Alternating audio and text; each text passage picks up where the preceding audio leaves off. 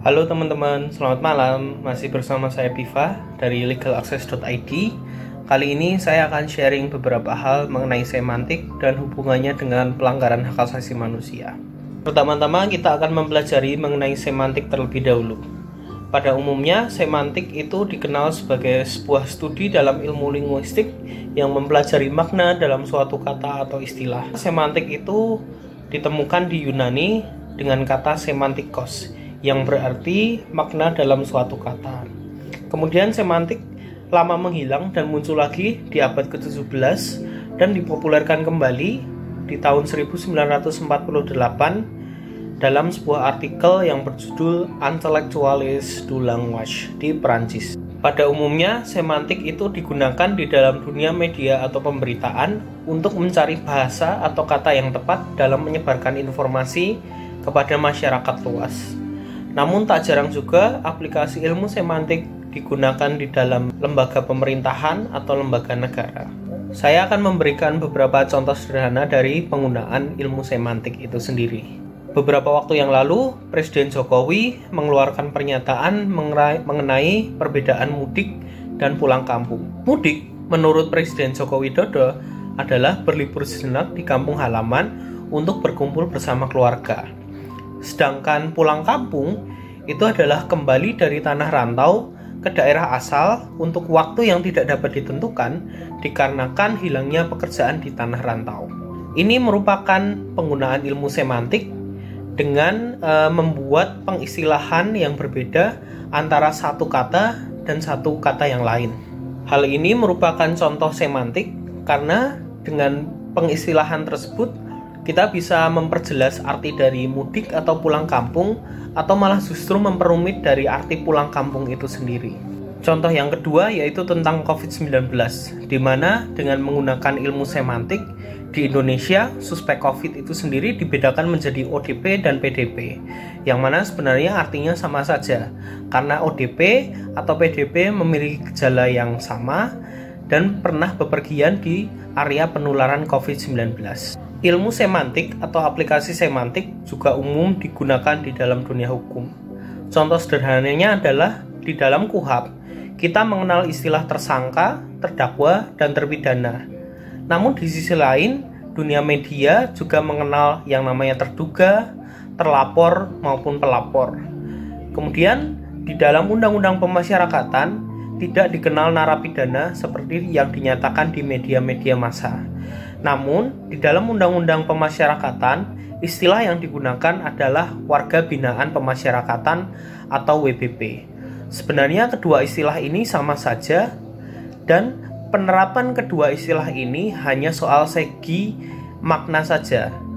Kemudian dari segi legal corporate, untuk menjembatani dan memberikan konteks cakupan suatu premis, sering digunakan istilah dan atau, sekurang-kurangnya termasuk namun tidak terbatas pada. Ini merupakan aplikasi ilmu semantik yang kerap kali digunakan dalam penyusunan perjanjian. Kemudian, di dalam dunia semantik, salah satu aplikasi yang umum digunakan adalah semantic behavioral. Semantic behavioral merupakan penggunaan semantik yang ditentukan oleh lingkungan, data, dan hal-hal pendukung lain yang sifatnya faktual saat itu juga. Namun demikian, sesat pikir atau fallacy logic ini tidak masalah untuk saat ini, karena pada umumnya fallacy logic yang ada atau sesat pikir tersebut tidak akan mempengaruhi aktivitas masyarakat secara umum dan juga tidak akan mempengaruhi persepsi masyarakat terhadap suatu istilah. Misalnya, istilah mudik atau pulang kampung juga tidak akan mempengaruhi aktivitas masyarakat yang akan mudik maupun pulang kampung secara umum, meskipun masyarakat harus sembunyi-sembunyi ketika akan pulang kampung ke kampung halamannya. Begitu juga warga binaan pemasyarakatan maupun narapidana tidak akan mempengaruhi persepsi masyarakat terhadap orang yang masuk penjara. Menurut mereka, orang-orang akan tetap menyebut orang yang pernah masuk penjara atau orang yang sedang masuk penjara itu sebagai narapidana, meskipun Undang-Undang Pemasyarakatan mengatur bahwa mereka adalah warga binaan pemasyarakatan.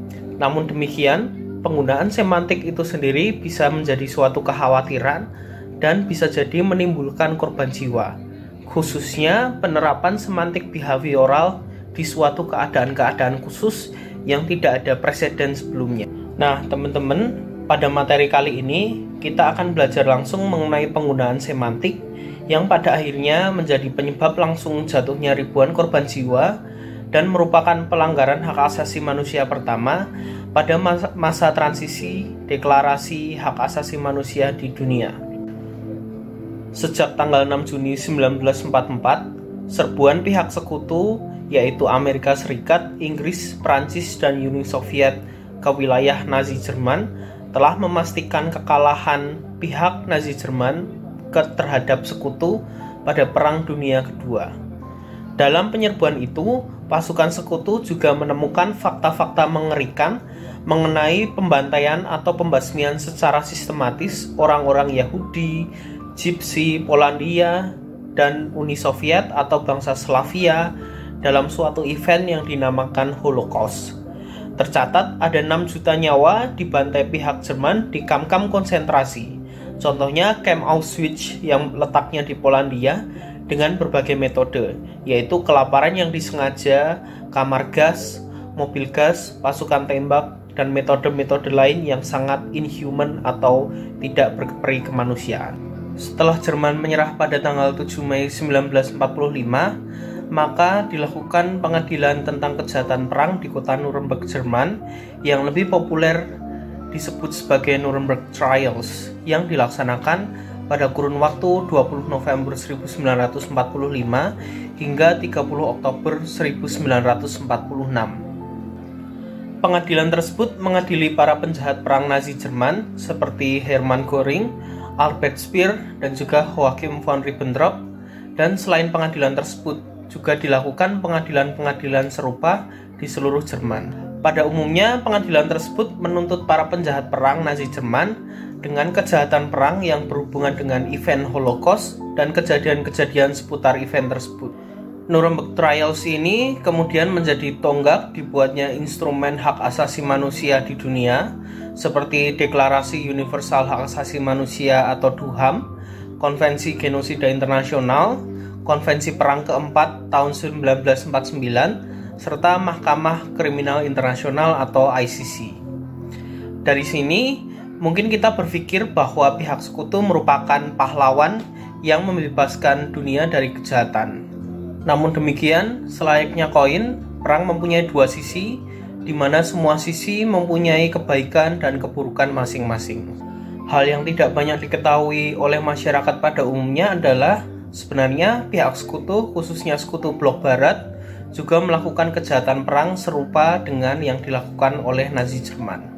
Di sekitar barat sungai Rin Jerman, pihak sekutu blok barat ternyata juga membuat suatu kompleks kamp konsentrasi bagi tawanan perang Jerman.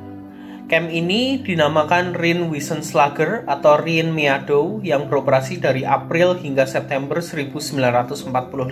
Sebagai konteks, pihak sekutu blok barat telah meratifikasi Konvensi Perang Ketiga tahun 1929, di mana seharusnya pihak sekutu blok barat memperlakukan tawanan perang dari Jerman sebagai lawful prisoners of war, yang wajib diberikan tempat yang layak, bersih, dan diberi makan sesuai yang diberlakukan kepada pasukannya sendiri. Namun demikian, dikarenakan jumlah tawanan perang Jerman yang melebihi dari 3 juta jiwa pada bulan Mei 1945, maka kewajiban konvensi perang ini menjadi permasalahan tersendiri. Biaya dan jumlah logistik yang dibutuhkan untuk memberikan fasilitas kepada tawanan perang tersebut jauh di luar kemampuan pihak sekutu blok barat, baik Inggris, Amerika, maupun Prancis. Hal ini juga dikarenakan bahwa selain merawat tawanan perang, sekutu blok barat juga harus merawat pasukan mereka sendiri di Jerman dan juga pengungsi lokal yang kehilangan tempat tinggal dikarenakan perang. Dikarenakan hal tersebut, maka demi mencari win-win solutions, istilah prisoners of war yang digunakan oleh sekutu blok barat diganti dengan DEF atau Disarmed Enemy Force, atau yang digunakan oleh Inggris yaitu SEP atau Surrender Enemy Personnel. Dengan ini, maka ketentuan konvensi perang ketiga dapat secara langsung dinegasikan oleh sekutu blok barat, dan atas tawanan perang tadi dapat dipekerjakan secara paksa di luar ketentuan Konvensi Perang Ketiga, serta juga diberi makan di luar ketentuan konvensi perang. Sebagai pengetahuan, seharusnya rasio makan tawanan perang adalah 1.500 kalori sehari, karena pasukan mereka sendiri rasionya adalah 1.500 kalori per hari. Namun demikian, dikarenakan menurut Sekutu Blok Barat tidak mengakui tentara Jerman yang ditangkap sebagai prisoners of war, namun sebagai DEF, maka rasio makan yang diberikan hanya 700 hingga 900 kalori sehari, atau yang biasa disebut sebagai starvation diet atau diet kelaparan. Akibatnya, selama kurun waktu April sampai September 1945, banyak jatuh korban jiwa di kamp-kamp tersebut. Data resmi dari pihak Amerika Serikat adalah sekitar 3.000 sampai 6.000 jiwa meninggal di kamp-kamp tersebut. Namun, para sejarawan menduga bahwa korban yang jatuh atas perlakuan dari pihak Sekutu Blok Barat di kamp-kamp tersebut adalah puluhan ribu atau lebih parah ratusan ribu.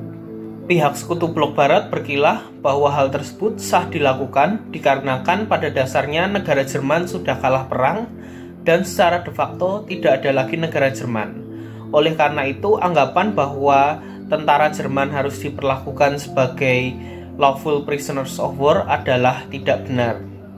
Nah, dalam kasus ini, tidak hanya pihak Sekutu Blok Barat menggunakan semantik untuk menyebut tawanan perang dan menggantinya dengan istilah lain, namun demikian, mereka secara sengaja menolak merawat tawanan perang sesuai ketentuan Konvensi Perang Ketiga atau merepudiasi ketentuan tersebut. Hal yang terpenting dari video ini adalah dikarenakan perbuatan semantik tersebut, banyak jatuh korban jiwa yang justru ditimbulkan oleh pihak sekutu yang dianggap sebagai pembela kebenaran. Hal ini juga mempopulerkan kembali istilah pemenang menulis sejarah atau victors write history. Kemudian, karena perbuatan Sekutu Blok Barat tersebut dilakukan di masa transisi antara kekalahan Jerman, pengadilan Nuremberg, dan instrumen HAM yang kemudian dibuat setelah pengadilan Nuremberg, maka hingga saat ini tidak ada pengusutan yang berarti atas kasus tersebut dan pada akhirnya kasus tersebut ditutup. Nah, teman-teman, demikian yang dapat saya share pada video kali ini. Insight yang dapat kita ambil adalah dalam setiap kejadian tidak ada hitam, tidak ada putih. Semuanya punya sisi baik dan sisi buruk masing-masing. So, be wise and stay sharp. Terima kasih atas kesempatan yang diberikan. Sampai ketemu lagi di video-video berikutnya. Wassalamualaikum warahmatullahi wabarakatuh.